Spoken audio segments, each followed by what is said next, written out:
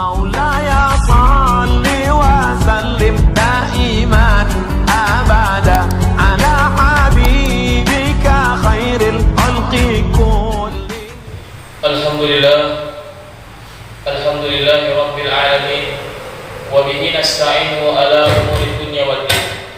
أشهد أن لا إله إلا الله وأشهد أن محمدا عبده ورسوله.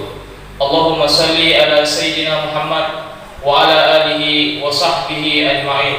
أما بعد، فقد الله سبحانه وتعالى في كتابه الكريم وهو أصدق القائلين: أعوذ بالله من الشيطان الرجيم.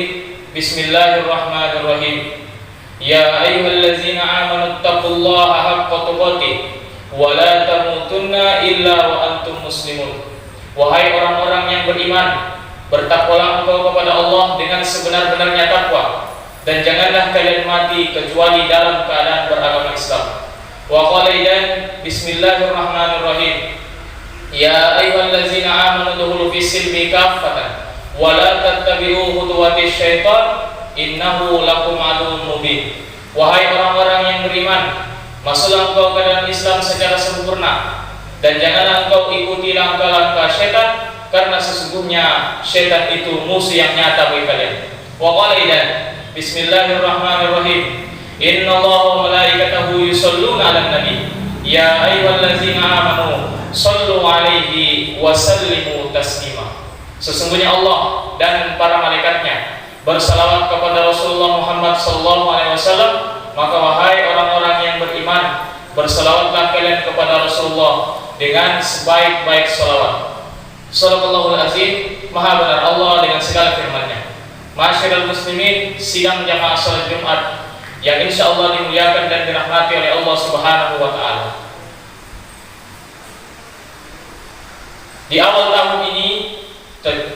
tahun 2021, berbagai macam musibah yang terjadi di negara kita,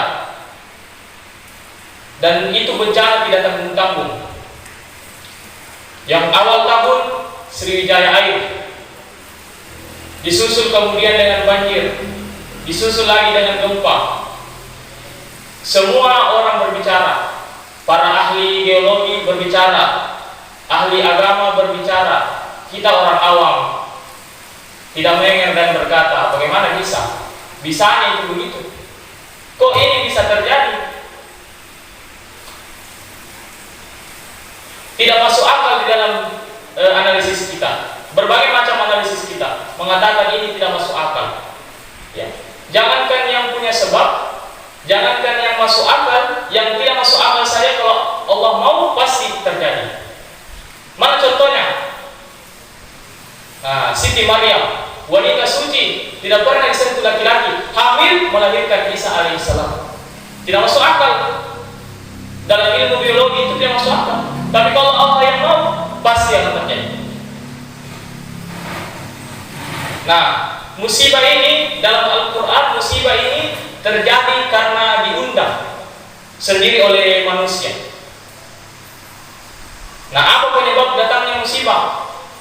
Silahkan buka Al-Quran, surah Al-Imran ayat 112. Di situ dijelaskan ada beberapa penyebab datangnya musibah.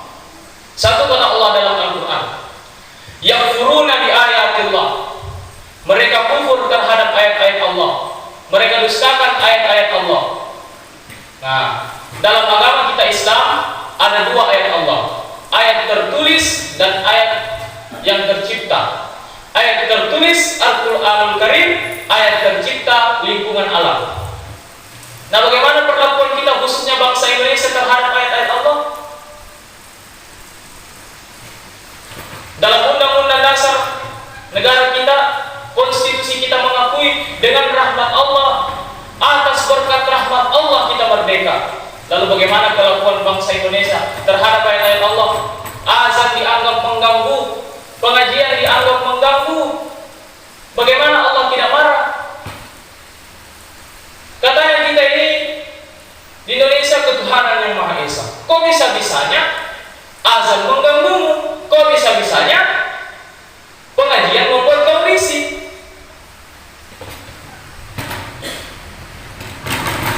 Nah, apa tercipta. Ayat tercipta itu lingkungan alam. Nah, bagaimana perlakuan bangsa Indonesia terhadap ayat Allah yang tercipta? Kalau kita lihat itu Kalimantan, Pak, pergi ke sana, kalau jalan-jalan itu di pinggir memang rindang. Kalau naik ke atas lewat helikopter, gundul hutan kita, Pak. Dan siapa yang menikmati itu semua? Orang kaya yang berlebihan caranya menikmatinya. Orang luar negeri juga menikmati.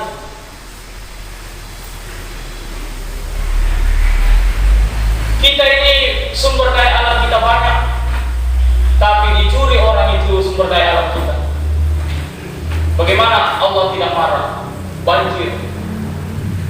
Kenapa? Gundul hutan kita. Yang furuna di ayatullah, mereka kufur terhadap ayat-ayat Allah. Apabila orang kufur terhadap ayat-ayat Allah, tunggu azab Allah akan datang. Yang kedua, apa penyebab datangnya musibah? Wa yaqtuluna al-anbiya'a bighairi haq. Mereka membunuh nabi secara tidak hak.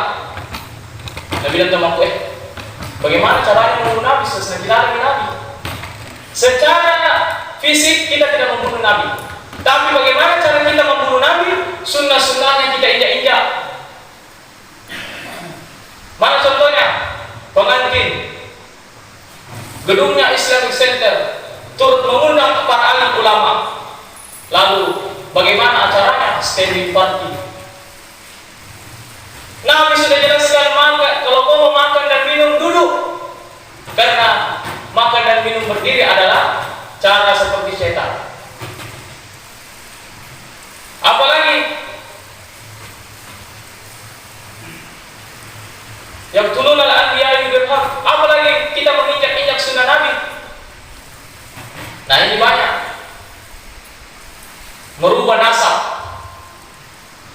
Setelah menikah, nama istrinya diganti lagi di belakangnya dengan nama si suami. Ini salah. Nabi menjelaskan jangan merubah nasab, jangan kita merubah nasab. Tapi kita sobat-sobat, kita ubah namanya, istri tak di belakang jadi nama tak. Padahal nama di belakang itu adalah nama bapak, bukan nama kita, nama si suami, nama bapaknya. Apa pernah kita dengar istri Nabi Muhammad diubah namanya? Tidak. Khadijah tetap Khadijah binti Khuwailid. Aisyah tetap Aisyah binti Abu Bakar, tidak diubah. Khadijah binti Muhammad tidak.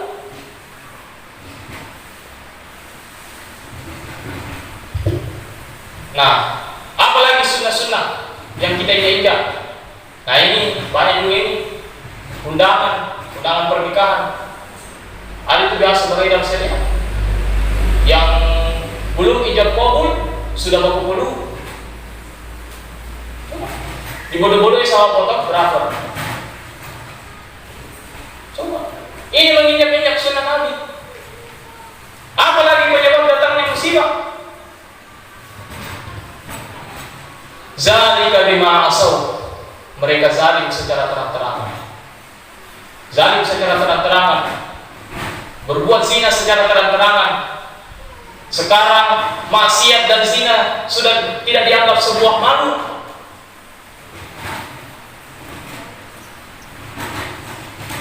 Coba lihat anak kita, Pak, pacaran. Dulu kalau orang Bugis itu dulu hamil anaknya di luar nikah, diusir dari kampung. Masuk kok mau kasih di kampung. Itu dulu. Tapi sekarang nyata-nyata anaknya hamil 7 bulan, belum nikah, bikin pesta besar-besar. Ini kan sudah zalim secara terang-terangan. Apalagi zalim secara terang-terangan? Zalim kepada Allah. Bagaimana zalim kepada Allah? Tidak melaksanakan sholat 5 waktu. Saya mengamati, saya perhatikan dari 5 rukun Islam, sholat ini yang paling banyak dilalaikan oleh orang Islam. Puasa, biar orang Yahudi ikuti puasa. Karena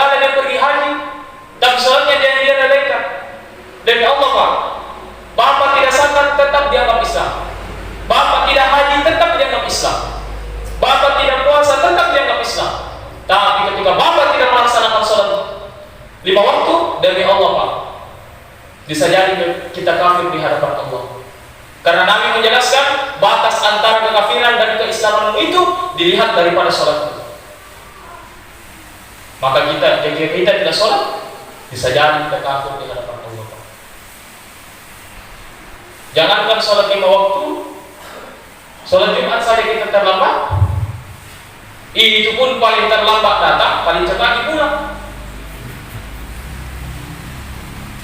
Baru khutbah Jumat tidur. Nah, ini yang biasa terlambat sholat Jumat dengan ini, Pak. Saat sholat Jumat tapi tidak tercatat di absennya malaikat. Begitu hatib baca khutbah assalamualaikum, buku malaikat ditutup, lapor kepada Allah. Yang terlambat tidak tercatat di absennya malaikat. Nanti kita betul melapor, ya Allah, ini saya hadir ini sholat Jumat. Dilihat di absennya malaikat, tidak ada ini. Pasti lambat. Saya itu sering mengistilahkan itu sholat ibarat barcode. Kita mungkin beli barang elektronik, karena ada namanya barcode, di-scan itu. Nah, kalau terbaca berarti barangnya asli. Nah, ketika di-scan, bagus sholatnya, bagus gitu. Ketika di-scan tidak ada muncul, nah, berarti ini sholatnya hanya hari Jumat plus hari raya Idul Fitri dan Idul Adha. Yang terakhir, penyebab datangnya musibah. Kata Allah dalam Al-Quran, zalika bima asaw wa kanu yahtadun. Mereka telah melampaui batas, terlewat-lewat. Ya. Islam mengajarkan amar ma'ruf nahi munkar. Siapa yang mempunyai tugas itu? Para ulama, para mubaligh. Lalu bagaimana kelakuan kita terhadap mereka yang melaksanakan amar ma'ruf nahi munkar? Mereka yang menulis la ilaha illallah dianggap teroris. Mereka yang menulis la ilaha illallah dianggap anti NKRI. Masa dengan kalimat la ilaha illallah kita takut? Padahal setiap sholat kita mengucapkan itu, azan mengucapkan itu, la ilaha illallah, tidak Tuhan selain Allah. Masa kita takut dengan kalimat itu? Anda yang melakukan kriminalisasi terhadap ulama itu orang non-Islam, kita masih bisa tolerir. Kenapa? Tidak mengerti. Ini orang Islam sendiri yang melakukan kriminalisasi terhadap ulama. Jangan heran kenapa bencana bertubi-tubi terjadi. Bisa jadi penyebabnya dari empat ini. Karena banyak fakta. Apalagi mereka sudah melampaui batas. Pernah saya masuk di sebuah warung kopi, diajak sama teman, tandainya juga kalau tidak pergi. Miris Pak hati saya, Pak. Ada perempuan pakai hijab, pakai jilbab, merokok di depan umum. Terlewat-lewat sekali, Pak. Yang miris hatinya lagi itu pakai jilbab, merokok di depan umum, di hadapan laki-laki bangga. Ini kan sudah terlewat-lewat, Pak. Nah, apa hikmahnya dari semua ini? Bencana sesungguhnya itu ada 3 sifatnya. Yang pertama, sebagai ujian. Yang namanya ujian mau naik pangkat, yang namanya ujian mau naik kelas. Kalau kita menghadapi musibah ini dengan sabar, insya Allah kita termasuk orang-orang yang diuji. Nah, apalagi sifatnya bencana? Sifatnya bencana yang kedua adalah sebagai teguran. Apa ini teguran? Orang baik yang berbuat salah, dia tuh masuk bajang, dia tuh yang korupsi, dia tuh yang sembahyang, dia tuh pembotor. Nah, ini diuji. Paringan tuh bos, aja kita 5 diuji, ditegur oleh Allah supaya kembali ke jalan yang benar. Nah, yang ketiga ini hukuman. Bagi siapa? Bagi mereka yang lalai dan kufur terhadap Allah dan Rasulnya. Merugi bagi kita yang diberi teguran oleh Allah, lalu kita tidak mengambil iktibar pelajaran dari semua ini. Seharusnya kita mengambil pelajaran Dari tahun-tahun yang lalu juga banyak musibah yang terjadi. Kenapa kita tidak ambil pelajaran daripada semua musibah itu? Kenapa kita tidak mengambil pelajaran dari semua musibah itu? Ada juga orang dia bilang, tidak pernah sembahyang, tapi diuji kebakaran rumahnya. Dia bilang, Ustaz, diuji kak? Bukan diuji itu, dicalaki. Nauzubillah min dzalik. Nah, apalagi, nah bencana-bencana yang terjadi ini menguji kesetiakawanan kita semua, menguji kesetiakawanan sosial kita. Mana itu kemarin yang bilang saya Pancasila, saya NKRI, bantu itu saudara-saudara kita yang ada di sana yang kena bencana. Ya.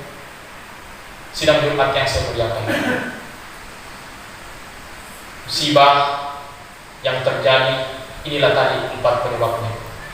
Bisa jadi ada salah satunya atau semuanya di sini penyebabnya. Maka introspeksi dirilah kita sebagai bangsa Indonesia, karena ini bangsa Indonesia luar biasa. Ada ditanya, Ustaz, bagaimana itu kalau di barat talewa-lewa itu? Jepang lah misalnya. Oh jangan salah Pak, Jepang itu tinggi akhlaknya. Ya, koruptor, ada koruptor di sana tidak apa, belum jadi tersangka sudah mengundurkan diri dan bunuh diri. Itu di Jepang. Indonesia sudah terbukti, ya, sudah terponis bahkan mumi di penjara, tidak malu jadi caleg. Nah, kita lihat juga Pak kelakuannya negara terhadap para koruptor, diangkat kanunnya, giliran ulama di penjara. Bagaimana perlakuannya? Ini menjadi pelajaran buat kita, ini menjadi teguran buat kita. Mungkin ini saja yang dapat saya sampaikan, kurang dan lebihnya mohon dimaafkan. Nun wal kalam yasturun, billahi bisabil haq. Barakallahu li wa lakum wa izzazil mu'minin. Innahu huwal ghafurur rahim. Ya salli wa sallim daiman abada ala habibika khairil khalqi.